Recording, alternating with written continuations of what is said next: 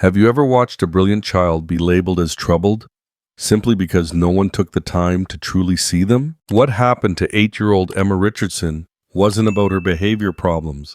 It was about a $50,000 a year private school that couldn't see past their own prejudices to recognize a gift hiding in plain sight. I've researched hundreds of cases where children were misunderstood by expensive institutions, and this story reveals something profound about how we define intelligence. By the end of this story, you'll understand why sometimes the most expensive education can't compete with one teacher who simply chooses to listen. Emma went from being expelled by elite educators to discovering a talent that would change her family forever, proving that every child has something extraordinary waiting to be unlocked. If you skip this story, you'll miss the moment that shows why genuine care matters more than prestigious credentials. The Richardson mansion sat perched on 3 acres in Connecticut's most exclusive neighborhood, where even the mailboxes cost more than most people's cars. Richard Richardson, a tech mogul worth over $200 million, had built his empire through precision control and the absolute certainty that money could solve any problem. His wife Sarah glided through their marble-floored home in designer suits, coordinating charity galas, and maintaining their family's pristine reputation among the wealthy elite. But their most precious investment wasn't responding to their efforts. 8-year-old Emma Richardson possessed the kind of intelligent eyes that seemed to see everything while revealing nothing. Despite her designer clothes and perfectly styled blonde hair, she had become increasingly withdrawn, preferring to sit quietly in corners, tracing invisible patterns with her finger. The prestigious Whitmore Academy, where tuition cost $50,000 annually, and families waited 3 years just for consideration, had seemed like the perfect environment for their gifted daughter. The waiting list included senators' children, Fortune 500 CEOs' offspring, and old money families whose names graced museum wings. But something was terribly wrong. Mrs. Henderson, Emma's third-grade teacher at Whitmore, had requested yet another parent conference. Emma simply doesn't participate, she explained, her voice carrying the practiced authority of someone accustomed to dealing with wealthy, demanding parents.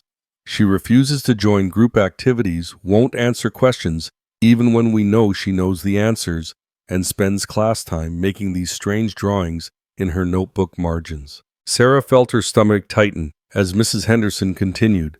Yesterday, during our mathematics lesson on basic addition, Emma was completely disengaged. When I asked her to solve a simple problem, she just stared at me. It's disruptive to the other children who are trying to learn. The complaints had been building for months. Attention-seeking behavior, oppositional defiance, inappropriate social responses. Each parent-teacher conference brought new labels, new concerns, new suggestions for professional intervention. Principal Morrison, a silver-haired woman whose office walls displayed photos with governors and celebrities, had been increasingly direct about Emma's future at Whitmore. "We pride ourselves on academic excellence and social development," she said during their most recent meeting. "Emma's behavior suggests she might be better served in a more specialized environment." Richard responded the only way he knew how, with his checkbook. He hired Dr. Patricia Thornfield, a child psychologist charging $500 per hour, who spent 6 sessions trying to diagnose Emma with everything from ADHD to autism spectrum disorder. When that failed, they brought in Dr. Marcus Webb, a behavioral specialist, at $300 per session, who suggested oppositional defiant disorder and recommended medication trials. 3 private tutors, each costing $150 per hour, cycled through their home. "She's clearly intelligent," they all agreed. "But something is blocking her engagement." The tutors tried everything: reward systems, stricter schedules, interactive learning tools, even therapy dogs. Nothing worked. Sarah found herself avoiding playdates with other wealthy families, knowing the whispered conversations about the Richardson girls' problems. At charity events, she noticed other mothers' sympathetic smiles that barely concealed their relief that their own children were normal. Richard became increasingly distant, spending longer hours at his office, frustrated that his usual problem-solving methods had failed. "I've given her every advantage," he he told Sarah late one evening. The best school, the best professionals, the best resources money can buy. Why isn't this working? Emma, meanwhile, grew quieter. She started asking heartbreaking questions. What's wrong with me, Mommy? And why don't the teachers like me? Her notebook margins filled with increasingly complex patterns that no one bothered to examine closely. The breaking point came on a Tuesday morning in November. Principal Morrison called an emergency meeting, her tone leaving no room for negotiation. After extensive consultation with our academic team and school counselors, we believe Emma would be happier in a different educational environment. Whitmore Academy simply cannot provide the specialized attention she requires. The expulsion was wrapped in diplomatic language, mutual agreement, best interests of all students, exploring other options. But Sarah understood perfectly. Her daughter was being kicked out of the most prestigious school in the state, and their family's reputation in wealthy circles was crumbling. How many of us have watched a child struggle when everyone around them keeps missing the point? As they drove home from that final meeting, Emma asked quietly from the back seat, "Are we going to find a school that wants me?" Sarah had no answer, only tears she couldn't let her daughter see. The weeks following Emma's expulsion from Whitmore Academy felt like a social death sentence for the Richardson family.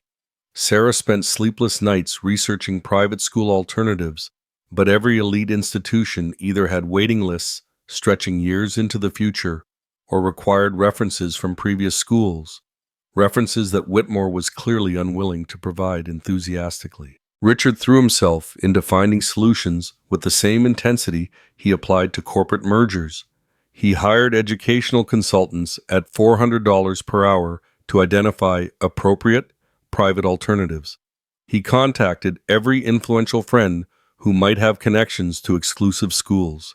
He even considered relocating the family to access better educational opportunities in other states. But every door seemed to close. The few schools willing to consider Emma wanted extensive psychological evaluations, behavioral assessments, and trial periods that felt more like auditions than admissions processes. "Perhaps you should consider therapeutic boarding schools," one consultant suggested delicately. "There are excellent facilities in Vermont and Utah that specialize in children with challenges." Emma, sensing the stress surrounding her future, became even more withdrawn. She stopped asking about school entirely and spent hours alone in her room, drawing in notebook after notebook. When Sarah tried to engage her about the patterns she was creating, Emma would simply close the notebook and say, "It's nothing important." The breaking point came when Sarah's closest friend, Margaret Wellington, suggested over lunch at the country club that Emma might need residential treatment. The suggestion, delivered with false sympathy, made Sarah realize how far their family had fallen in their social circle's estimation. That afternoon, Sarah did something she never thought she would do. She began researching public schools. Lincoln Elementary School sat in a neighborhood that Sarah's GPS system seemed reluctant to navigate. The building, constructed in the 1970s, showed its age in ways that made Sarah clutch her designer purse closer. But desperation had replaced pride, and Emma needed to be in school. Principal Jenkins, a warm black woman in her 50s, greeted them without the formal distance Sarah had grown accustomed to at Whitmore. "Mrs. Richardson, thank you for coming. I've read Emma's files, and I think we might have just the right teacher for her. I should warn you," Sarah began carefully. "Emma has been diagnosed with several behavioral challenges, and her previous school found her quite difficult." Principal Jenkins smiled. "Every child who walks through our doors is here for a reason. Let me introduce you to Ms. Washington." Rosa Washington had taught third grade at Lincoln Elementary for 20 years. Her classroom bore no resemblance to the pristine technology-filled spaces at Whitmore Academy. Instead, it was a warm collection of handmade decorations, donated supplies, and student artwork covering every available surface. Books of varying conditions filled shelves, and comfortable reading corners created intimate spaces throughout the room. Miss Washington, a 45-year-old black woman with natural hair and laugh lines around her eyes, approached them with genuine warmth. She wore a simple blue cardigan over a white blouse, practical shoes, and a smile that immediately made Emma peek out from behind Sarah's purse. "Tell me about Emma's interests," Ms. Washington said, kneeling to Emma's eye level. "Not her problems, her interests." The question caught Sarah off guard. In months of meetings with expensive specialists, no one had asked about Emma's interests. They had focused entirely on her deficits, her failures, her problems to be solved. "She likes to draw," Sarah offered hesitantly. "These patterns, but the doctors say they might be signs of obsessive behavior." Ms. Washington noticed Emma tracing shapes on her notebook cover. "Those look like beautiful designs, sweetheart. Do you like making pictures?" Emma's response was barely audible, but it was the first genuine interaction she'd had with a teacher in months. She nodded slightly and managed a small smile. "Would you like to see some of the art projects our class has been working on?"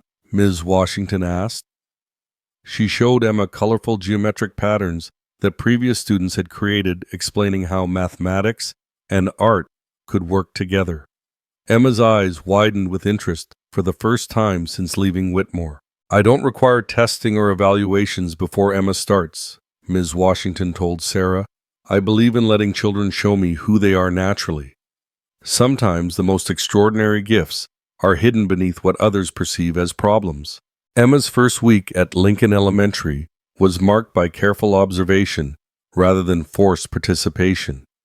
Ms. Washington left art supplies and graph paper near Emma's desk, but never pressured her to use them. She included Emma in group activities by assigning simple roles that didn't require speaking.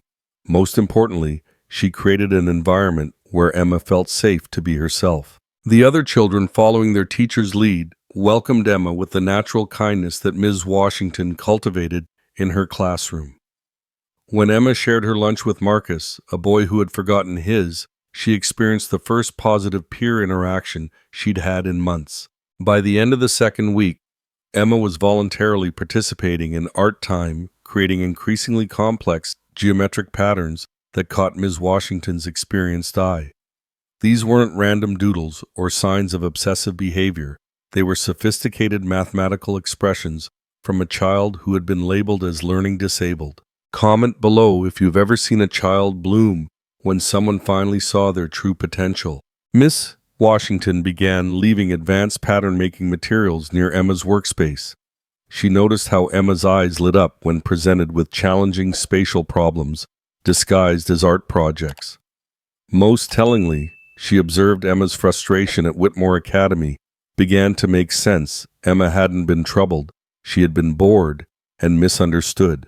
The transformation was subtle but unmistakable. Emma began arriving at school with enthusiasm rather than dread.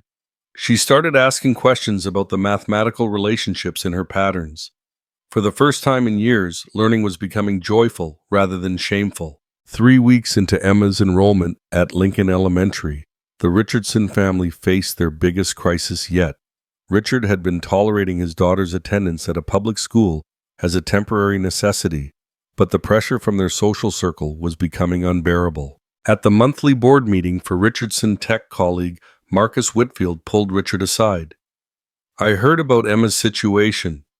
You know, my brother-in-law runs a therapeutic boarding school in Utah. Wonderful facilities, excellent success rates with difficult children. Sometimes separation is the kindest solution for everyone involved." The suggestion hit Richard like a physical blow. Their friends, people he had considered family, now saw Emma as a problem requiring institutional solutions.